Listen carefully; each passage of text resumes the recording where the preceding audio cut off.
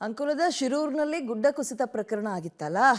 ಆ ಕುಸಿತದಿಂದ ರಾಷ್ಟ್ರೀಯ ಹೆದ್ದಾರಿ 66 ಸಂಪೂರ್ಣ ಬಂದ್ ಆಗಿದ್ದು 8 ದಿನದಿಂದ ಹೊರ ರಾಜ್ಯಕ್ಕೆ ಹೋಗುವ ಟ್ರಕ್ ಚಾಲಕರು ಅಲ್ಲೇ ಸಿಗ್ಹಾಕೊಂಡಿದ್ದಾರೆ. ಆದರೆ ಹಲವು ಟ್ರಕ್ ಚಾಲಕರು ಬೇರೆ ಕಡೆಗೆ ಹೋಗೋಕ್ಕಾಗದೆ ಕೈಯಲ್ಲಿ ಹಣನೂ ಇಲ್ಲ, ಪಾಪ ಒದ್ದಾಡ್ತಾ ಇದ್ದಾರೆ. ತಮಗೆ ಕುಡಿಯೋ ನೀರು ಹಾಗೂ ಊಟದ ವ್ಯವಸ್ಥೆ ಆದರೂ ಕರುಣಿಸಿ ಅಂತ ಕೇಳ್ತಾ ಇದ್ದಾರೆ. ಇದರ ಬಗ್ಗೆ ನಮ್ಮ ಪ್ರತಿನಿಧಿ ನವೀನ್ ಸಾಗರ್ ಒಂದು ಪ್ರತ್ಯಕ್ಷ ವರದಿ ಕೊಟ್ಟಿದ್ದಾರೆ, ನೋಡ್ತಾ ಹೋಗೋಣ. ಶಿರೂರಿನಲ್ಲಿ ಭೂಕುಸಿತದಿಂದ 10 ಜನರು ಮೃತಪಟ್ಟು ಅವರ ಕುಟುಂಬ ರೋದನ ಒಂದು ಕಡೆ ಆದರೆ ಟ್ರಕ್ ಚಾಲಕರ ರೋದನ ಇನ್ನೊಂದು ಕಡೆ. ಯಾಕಂತಂದರೆ ಭೂಕುಸಿತದಿಂದ ಆ ಭಾಗಕ್ಕೆ ತೆರಳುವಂತಹ ಟ್ರಕ್ ಚಾಲಕರನ್ನು ನಿಲ್ಲಿಸಲಾಗಿದೆ. ನಾವಿವತ್ತು ರಾಷ್ಟ್ರೀಯ ಹೆದ್ದಾರಿ 66ರ ಭಾಗದಲ್ಲಿದ್ದೀವಿ. ನೀವು ನೋಡ್ಬೋದು, ಈ ಭಾಗದಲ್ಲಿ ಈಗ ಬ್ಯಾರಿಕೇಡನ್ನು ಹಾಕಿ ಪೊಲೀಸರು ಕೂಡ ನಿಯೋಜನೆ ಮಾಡಿರುವಂಥದ್ದು. ಭೂಕುಸಿತ ಪ್ರದೇಶವಿದು, ನಿಧಾನವಾಗಿ ಚಲಿಸಿ ಅಂತ ಹೇಳಿ ಈಗ ಬೋರ್ಡನ್ನು ಹಾಕಿರೋದು. ಆದರೆ ಇದೇ ಭಾಗದಲ್ಲಿ ಭಾಳಷ್ಟು ಕಡೆ ಗುಡ್ಡ ಕುಸಿತ ಆಗ್ತಾ ಇರುವಂಥದ್ದು. ಇನ್ನು ರಾಷ್ಟ್ರೀಯ ಹೆದ್ದಾರಿ 66ರಲ್ಲಿ ಸುಮಾರು 4-5 ಕಡೆ ಗುಡ್ಡ ಕುಸಿತ ಆಗಿದ್ದಾವೆ. ಇದರಿಂದಾಗಿ ಇವತ್ತು ಬೇರೆ ಬೇರೆ ರಾಜ್ಯಕ್ಕೆ ತೆರಳುವಂತಹ ಟ್ರಕ್ ಚಾಲಕರಿಗೆ ಸಮಸ್ಯೆ ಆಗಿರುವಂಥದ್ದು ನೀವು ನೋಡ್ಬೋದು. ಈ ಭಾಗದಲ್ಲಿ ಇವರೆಲ್ಲರೂ ಕೂಡ ಟ್ರಕ್ ಚಾಲಕರು ಇಲ್ಲಿ ನಿಂತಿದ್ದಾರೆ, ತಮಗೆ ಬೇರೆ ಕಡೆ ಹೋಗಲಿಕ್ಕೆ ಬಿಡ್ತಾರೆ ಅನ್ನುವಂತಹ ಒಂದು ಆಕಾಂಕ್ಷೆಯಲ್ಲಿ 7 ದಿನದಿಂದ ಕಾಯ್ತಾ ಇರುವಂಥದ್ದು. ಇನ್ನು ನಿಮಗೆ ಟ್ರಕ್ಗಳನ್ನು ಕೂಡ ತೋರಿಸ್ತೀನಿ.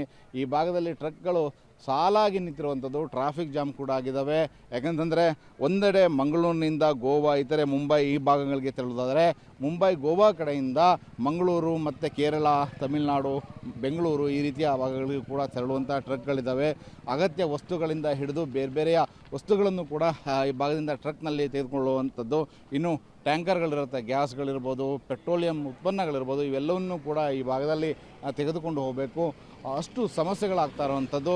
ಹಾಗಾಗಿ ಈಗ ಟ್ರಕ್ ಚಾಲಕರು 7 ದಿನದಿಂದ ಇಲ್ಲಿ ಕಾಯ್ತಾನೆ ಇದ್ದಾರೆ, ತಮಗೆ ಬೇರೆಡೆ ತೆರಳಲಿಕ್ಕೆ ಅವಕಾಶವನ್ನು ಮಾಡಿಕೊಡ್ತಾರೆ ಅಂತೇಳಿ. ಆದರೆ ಅವರಿಗೆ ಅವಕಾಶಗಳು ಸಿಗ್ತಾ ಇಲ್ಲ. ಇನ್ನು ಟ್ರಕ್ ಚಾಲಕರನ್ನು ಕೂಡ ಮಾತಾಡ್ತೀನಿ. ಸರ್, ಈಗ ಎಲ್ಲಿಂದ ಬಂದಿರ ನೀವು? कन्नड़ बरोदिला, मराठी बरोदिला, हम हिंदी बात कर सकते हो. हम यहाँ से 4-5 दिन से यहाँ से खड़ा है.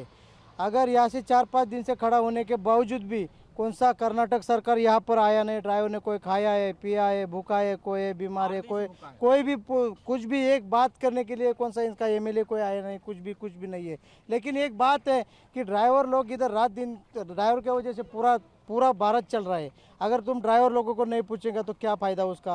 कौन सा भी प्रशासन, कर्नाटक प्रशासन इधर आया, आके ड्राइवर को कोई पूछा नहीं, कोई खाना नहीं, कुछ भी बोला भी नहीं. अभी तक कुछ भी नहीं है. क्या ड्राइवर आप कहाँ से आए हैं? हम अभी महाराष्ट्र से आया है. केरला से कोचिन से लोड करके महाराष्ट्र वापस जा रहा है. लेकिन इधर आज 5 दिन हो गए मेरे को इधर खड़ा रह के. किसी के पास खाने के लिए, बनाने के लिए कुछ नहीं. गैस है तो उस सिलेंडर में गैस नहीं है, वो भी खाना नहीं बना सकता है. पैसा है लेकिन खा नहीं सकता है. लेकिन कर्नाटक शासन ने कम से कम 2 टाइम तो पूछना चाहिए. पानी के लिए भी, पानी पीने के लिए भी, पानी के लिए पानी भी नहीं है लोगों के लिए. आप कहाँ से आए? हम नांदेड़ से आए हैं. कहाँ से? नांदेड़ महाराष्ट्र.